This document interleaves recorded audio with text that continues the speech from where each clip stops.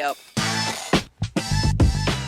Okay, so this is something a little bit new. We're going to create another series called the Design Spill, which is basically is going to be focusing strictly on creative. We call it Design Spill because it's something that I kind of brought to the team, which is basically a way to keep the creative primed. So the idea would be we would take a homepage for a website and create it in 2 minutes. So the concept is basically that you become a lot more aware of making quick decisions. You're not able to kind of sit on it too long, and you have to kind of come up with new ways of kind of solving creative problems. And by doing design spills, we find that there's a lot of really interesting things that start to happen. Your brain starts working kind of on a different level.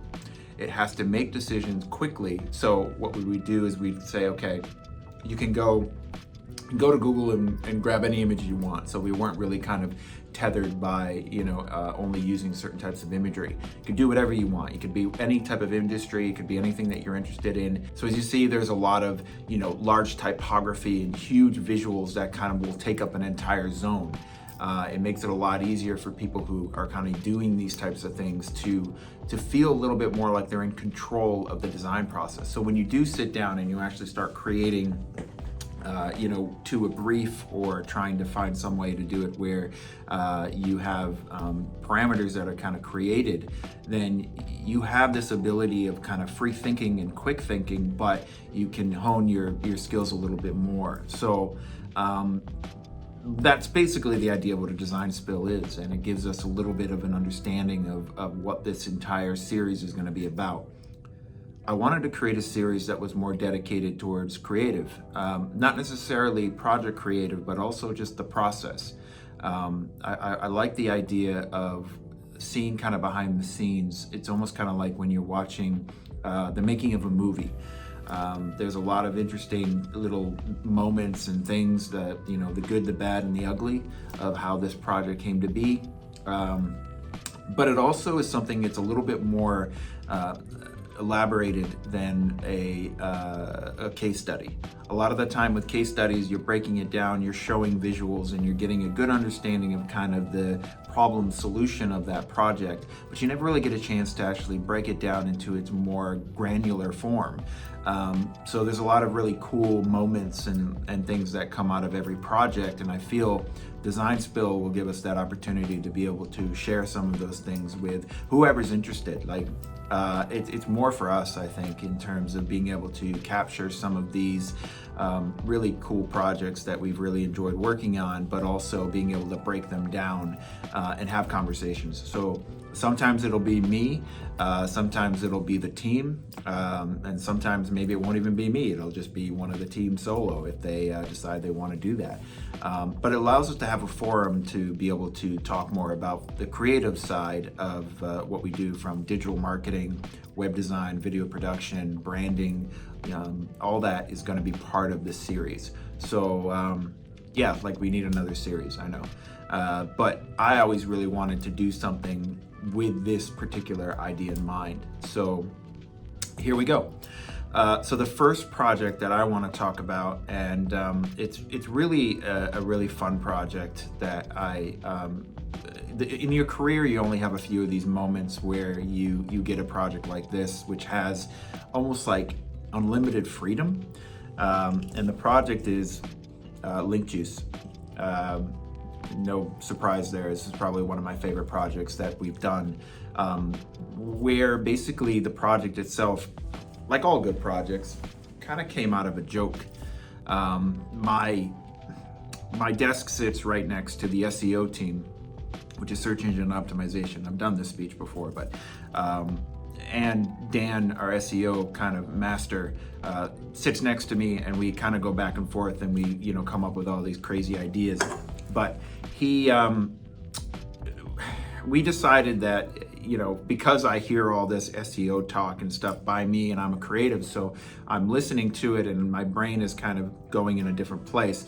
We were talking about creating this kind of like animation that would be almost making fun of SEO in a playful, loving way, of course. But I think we were watching like these Big Les and some of the, Rick and Morty and those kind of things, and we wanted to create something that would be kind of fun. It was kind of like a fun take at SEO, but it was going to be creating a little series. And so we created the SEO guy.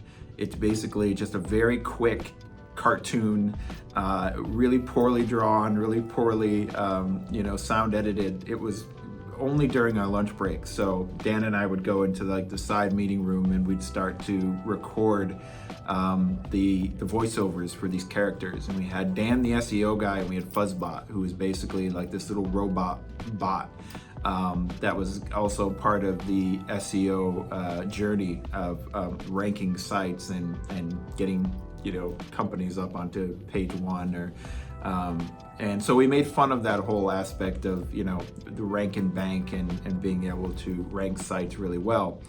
So there's one episode we didn't actually go very far with it. I think we recorded episode 2, but some things happened and it got it thrown out of order.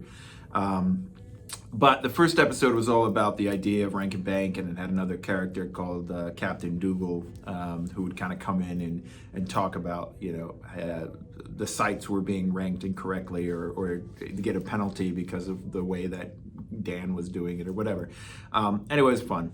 And during that time, for the second episode, we wanted to come up with an idea that was when we wanted him to have something where he drinks something that makes him almost like limitless, right?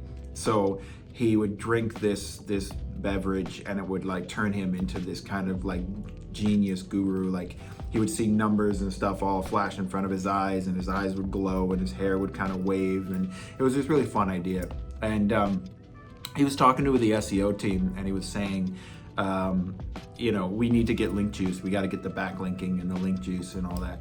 And I kept hearing that word link juice, and it kept kind of creating this idea in my mind. And I can remember leaning over to him. I'm like, well, so what if we made link juice a beer, right? So Dan, the SEO guy in the cartoon, would have this beer off to the side that he would drink, and it would give him this kind of almost Popeye feel to it, where he'd become this, amazing thing, being able to rank all these sites and everything. And we really thought it was funny. So we kind of I kind of stood up. We were like, link juice, and that night I went home and I recorded the song that was going to play before or during his transition of drinking the link juice. So he would drink the link juice and this like metal song would come out. And it was really this fun, just parody, idea. And so I went home and I recorded that and then brought it in. I can't remember if I made the commercial before I showed anybody, or if I played just the audio of me playing guitar and shouting over the top of this really funny commercial. I think I made the commercial. So I did an animated commercial that would play in between the segment of him becoming the SEO guy. And it was just this animated version of like a really funny, goofy commercial, super quick, like very kind of illustration, animation, very frame animated. And people really thought it was funny. They got a kick out of it and they really liked it. And our GM at the time had connections with Bright Tank Brewery. And he said, okay, why don't we go down to Bright Tank? It'd be really funny. Or, I think at the time agencies were doing this kind of collaboration with a brewery that maybe they were working with, and they would create a collaborative craft beer, like a limited release. And I brought it down and we showed them the commercial, and we all got along really well, and it was some great ideas. And we decided, okay, well, let's turn this into a beer. And the cool thing about that is, ideas that are created out of just randomness are probably some of the more pure ideas, because random and kind of more, when you're not trying to do something, a lot of really happy accidents happen and things happen that are really exciting that you never even expect. So we went down, we talked to the people at Bright Tank, and they were open to the idea, and they had this beer they were going to do, which was going to be a 10% ABV double NEPA.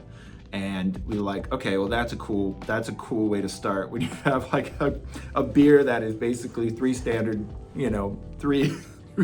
drinks in one can. So we talked about, okay, what can we do now? Because now we weren't going to be able to do SEO, kind of a theme. It just wouldn't work as a beer.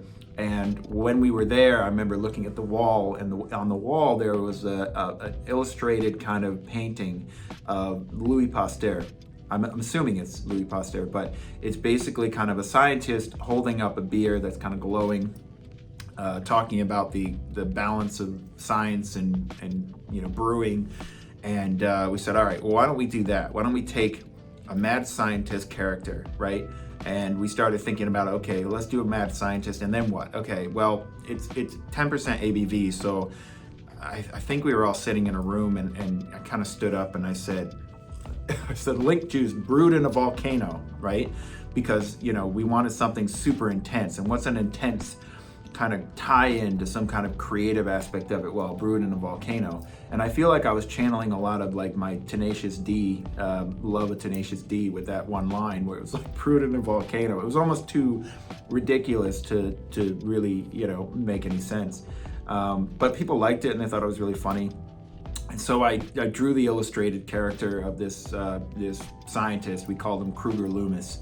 And he basically was the catalyst of this idea of a mad scientist who had this obsession with brewing the perfect beer, but he uses dark science and elemental splicing and all these different types of ways of creating the perfect beer.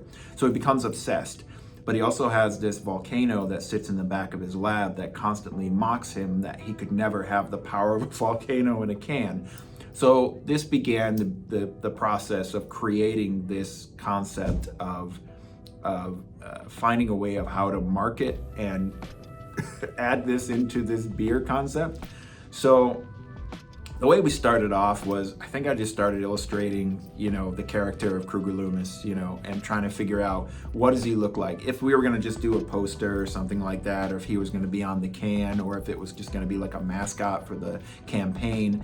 And then we kind of got something that, I felt looked really fun and more like a comic book. I have like a comic book style in the way that I draw. I call it vector chaos. I draw with the Illustrator, but I draw with a mouse. So I don't know why. I've tried palettes before or tablets, but they never work. For me, I never found it never clicked. So I always use a mouse, and that I'm kind of ridiculed for that and mocked, but it's okay. And so I started drawing these characters, and right after that was done, I was like, oh, this is really interesting. And I remember talking with the team, and we were like, okay, we were talking about, well, it'd be great if we did something where we had a hype campaign for this particular beer, right? So how do you do that?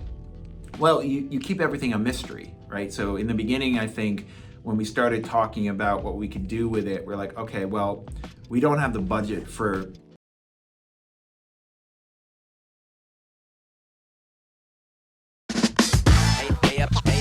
Hey up.